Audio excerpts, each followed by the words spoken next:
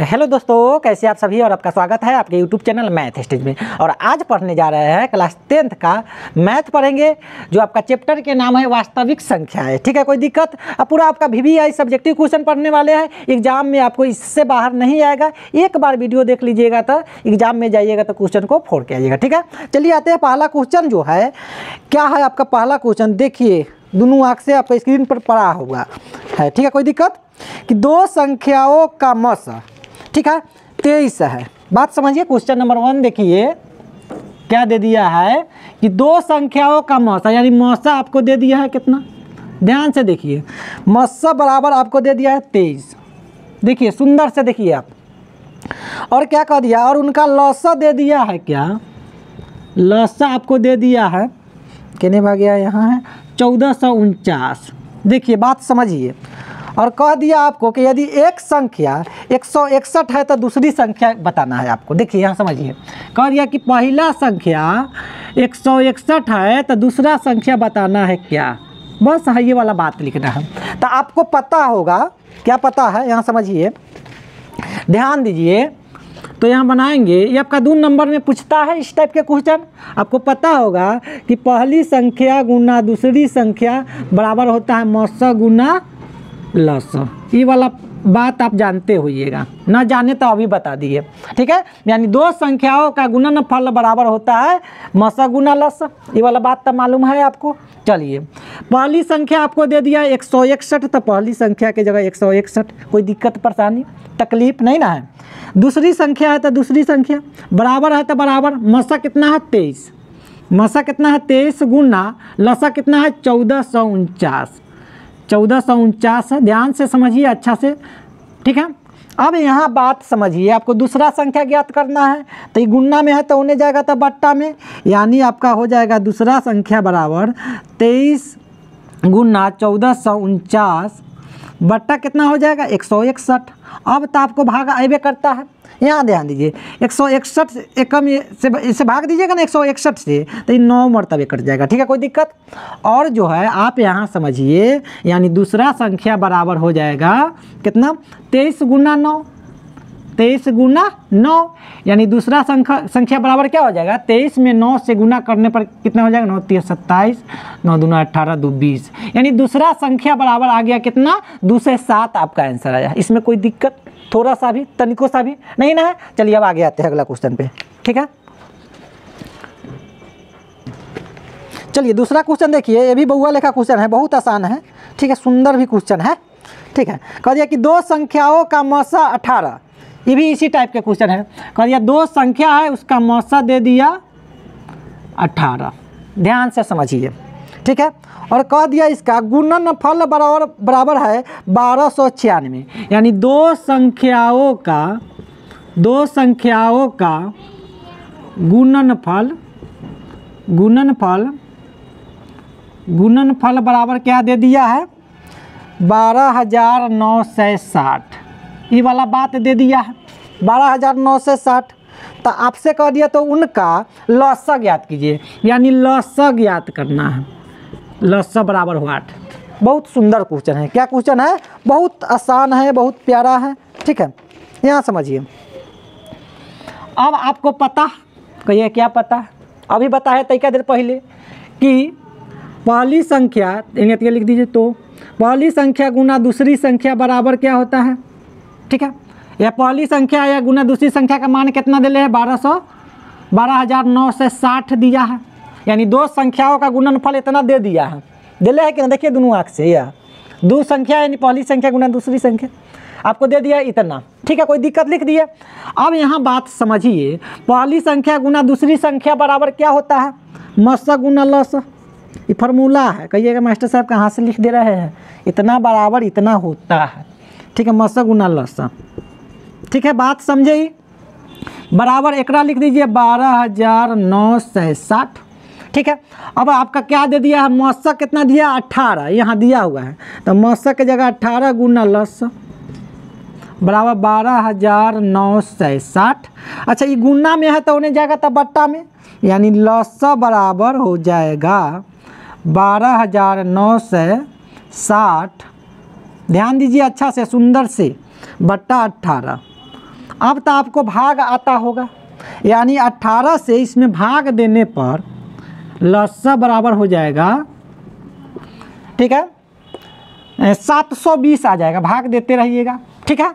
12,960 में हम 18 से भाग देंगे तो कितना आएगा, 720 आपका आंसर हो जाएगा। इसमें कोई दिक्कत परेशानी तकलीफ, इतना आंसर आ जाएगा, ठीक है। चलिए अगला क्वेश्चन, चलिए अगला क्वेश्चन भी बहुत वीवीआई क्वेश्चन है, बहुत सुंदर क्वेश्चन है। देख लीजिए क्या कह दिया कि 0.5 के माथा पर एंकरिंग को P/Q के रूप में लिखना है। क्या लिखना है, P/Q के रूप में इसको लिखना है। आपको 2 नंबर में पूछेगा और ऑब्जेक्टिव भी पूछेगा। ऑब्जेक्टिव के लिए आपको ट्रिक दे देंगे, सब चुटकी में सेकेंड में उड़ा दीजिएगा, ठीक है। पहले सब्जेक्टिव पढ़िए, ठीक है। इसको P/Q के रूप में लिखना है।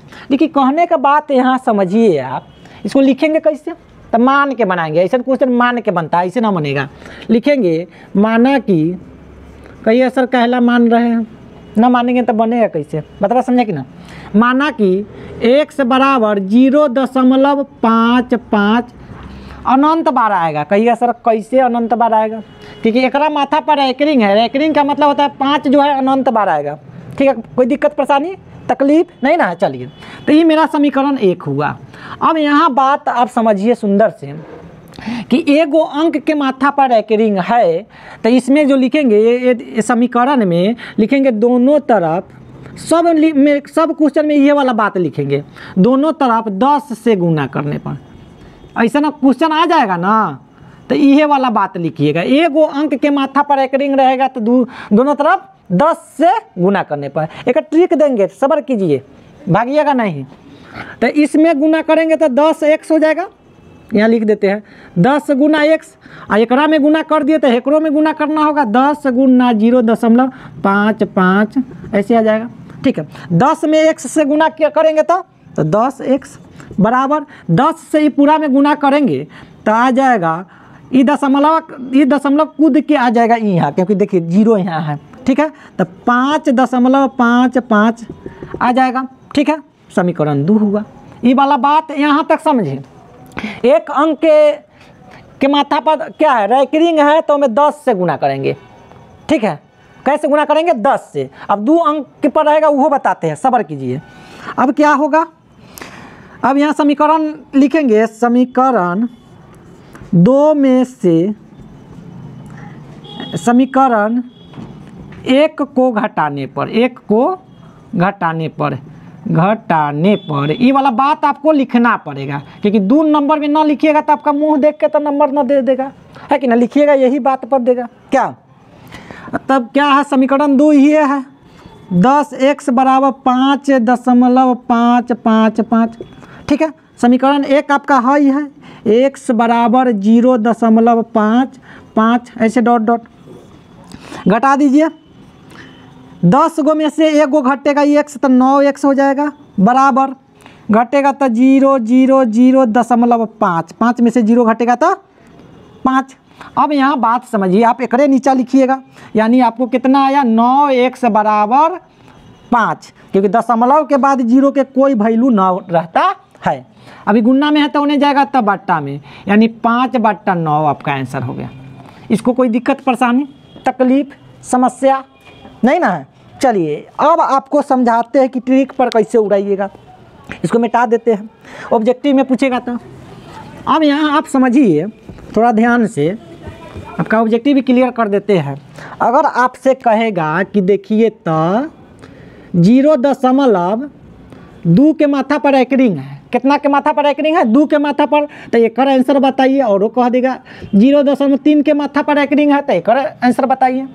और कह देगा, देखिए तेने कतिया क्या कह दे, 0.7 के माथा पर एंकरिंग है, तो एक बताइए, इहो आपसे कहेगा। अब देखिए एगो अंक के माथा पर एंकरिंग है, तो एक 10 कितना होगा, दशमलव नहीं छोड़िए, ऐसे बता देते, 2/9 लिख देंगे, बट्टा में 9 लिख देंगे। एक हो जाएगा कितना, 3/9, यानी जितना संख्या रहेगा ना उतना 9 करेंगे आंसर। अगर काटेंगे 3 एकम 3, 3 3 9, यानी 1/3। यो देखिए 1.7 है तो 7 कितना हो जाएगा, 9। बतवा समझे कि नहीं। एक अंक के माथा पर एंकरिंग है तो जितना अंक बट्टा उतना 9 हाँ, उतने एगो अंक है तो 1 9 लिखेंगे। अब कहेगा सर बड़ा पे स्टाइल मार रहे हैं कि तो स्टाइल मार रहे हैं तो कोई लड़का के मन में होगा कि सर दू गो अंक के माथा पर है, रेकरिंग रहेगा तो क्या आप कहिएगा? ऐसे दे दिया तब। अब बताइए, तो एक बताते हैं, सब्र कीजिएगा, इसको मिटा के। ये वाला बात समझ में आया? अब ऐसा क्वेश्चन पूछ देगा कि 2 गो अंक के माथा पर रेकरिंग है, जैसे कह देगा 0.11, तो 2 गो अंक के माथा पर रेकरिंग है ना, उतना अंक बट्टा उतना 9 लिख देंगे, आपका आंसर हो गया। बतवा समझ रहे हैं? अब ऐसे ही कह देगा 0.01 के माथा पर रेकरिंग, 2 गो अंक के माथा पर रेकरिंग है तो कितना हो जाएगा? 0.1/99, ये आंसर हो जाएगा। बतवा समझ, यानी 0.1 यानी 1/99 आपका आंसर। बात समझ रहे हैं ना कैसे हम बना रहे हैं? अगर आपसे ऐसे कहेगा, एक और बता देते हैं, देखिए ध्यान दीजिएगा, 0.13 के माथा पर रेकरिंग, तो एक आंसर कितना हो जाएगा? कितना होगा? 13/99। बड़ा सुंदर बात आप कहें, ठीक है। अब कहिए सर आप तो स्टाइल मार रहे हैं, अब 3 गो अंक के माथा पर रखने आता कैसे हम बनाएंगे? ठीक है, ये ऑब्जेक्टिव के लिए बता रहे हैं, ठीक है। 1 गो अंक के माथा पर रहेगा तो उतना बटा 1 गो 9, और 2 गो अंक के माथा पर रहेगा तो उतना बटा 2 गो 9। अब कहेगा कि सर जी अब बताइए, ये 3 गो अंक के माथा पर रेकरिंग हम दे दिए, तो एक आंसर बा कथी? देखिए 001 लिख देंगे, और कै गो अंक है तो उतना गो 9 लिख देंगे, ये आंसर हो गया, यानी 1/999। बतवा समझे ना? समझ में आ रहा है? आ रहा है ना? चलिए, बड़ा आप लोग समझदार है मगर ना। अगर एक आंसर कौन बताएगा? 0.17 के माथा पर रेकरिंग है तो एक आंसर 17/। चलिए आप लोग समझदार हो गए हैं ना, सही में। चलिए इसको मिटा दे, आपको भी समझ में आ गया होगा। हाँ बोलिए, पता ना। आप देखिए किन्हीं कहाँ थे हम लोग? तो ये तो कंप्लीट हो गया होगा। एक बार और रिवीजन आ जाते हैं, यानी कौन बताएगा?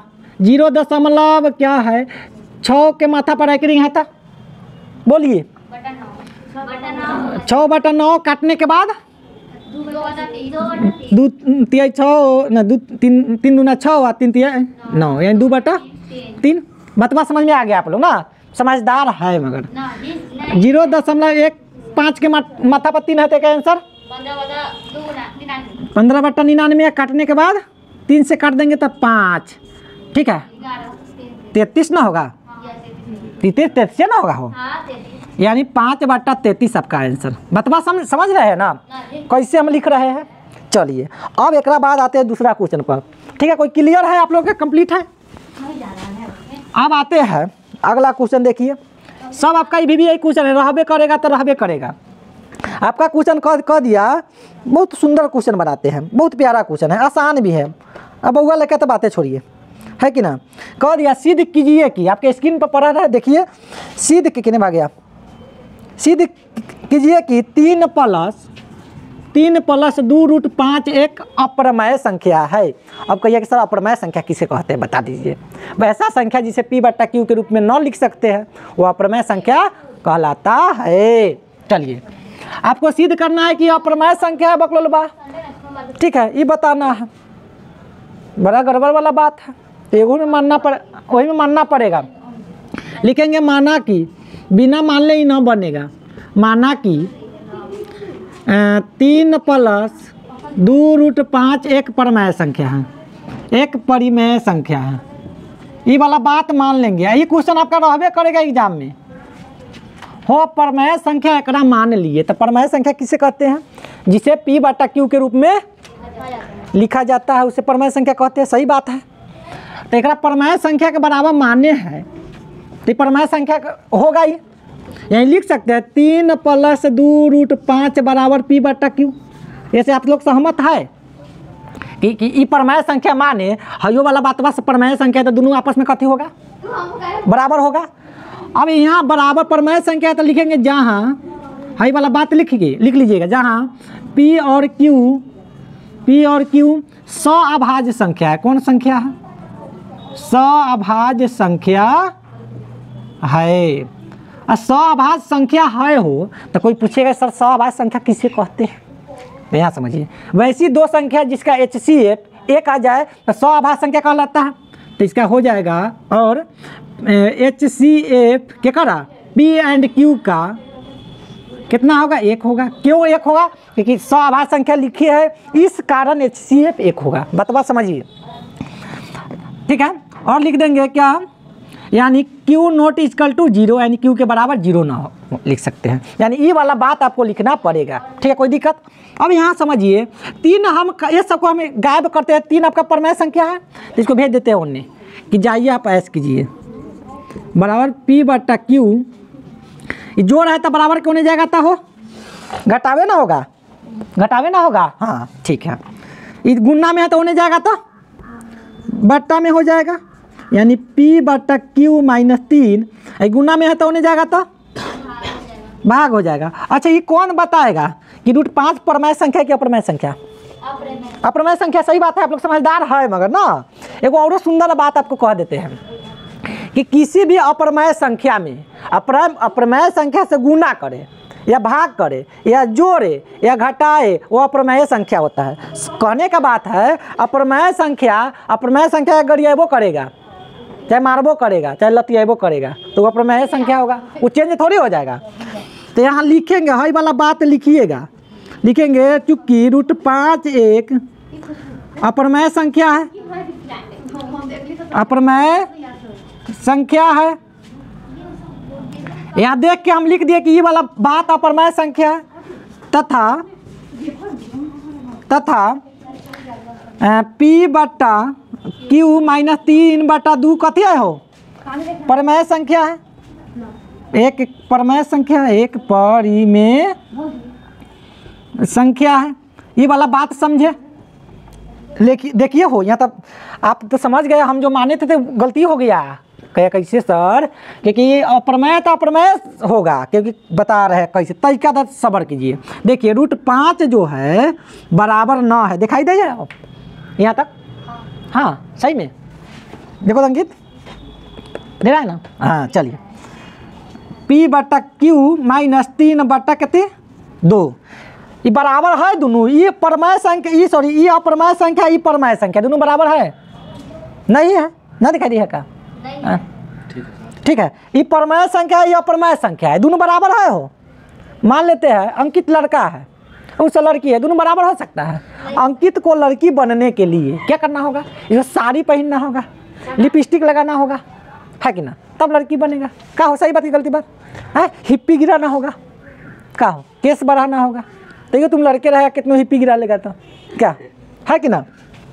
तो हम यहाँ जो माने थे इतना नहीं हो सकता है, तो लिखेंगे हम अपन बात ले लेते हैं। आप लोग हाई वाला ऐसे पाई पार के ना लिखिएगा, यहाँ लिखिएगा अतः हमारी मान्यता गलत हुई। यानी हम जो माने थे, क्या माने थे? हमारी मान्यता गलत हुई। यानी हम जो माने थे कि हई वाला पूरा बात एक परमेय संख्या है, वो वाला बात हमें गलती हुआ। जैसे हम माने थे कि अंकित लड़की है ना, तो ये बात मानना गलती हो गया, ये लड़का है, चाहे कुछ पहन ले, ठीक है, गलत हुई। क्या है? 3 + 2√5 क्या है? एक अप्रमेय संख्या है, बस ये अप्रमेय संख्या रहेगा, एक अपरिमेय संख्या है। ये वाला बात लिखिए सुंदर से, इसको स्क्रीनशॉट ले लीजिए मुस्काते हुए, ठीक है। चलिए अगला क्वेश्चन देखिए, ये भी बड़ा सुंदर क्वेश्चन है। कह दिया कि संख्याओं 6 और 20 के अभाज्य गुणनखंड विधि से HCF और LCM ज्ञात करना है। क्या ज्ञात करना है? पहले इसको मिटा देते हैं तब ना, क्या मिटाए ना किए थे, ठीक है। क्या ज्ञात करना है? HCF और LCM ज्ञात करना है। देखिए बड़ा सुंदर क्वेश्चन है, बहुत आसान है, ठीक है। क्वेश्चन नंबर 5 हो गया, ठीक है। 6 और 20 का कौन विधि से? अभाज्य गुणनखंड विधि से। आपका यह सर अभाज्य संख्या क्या है?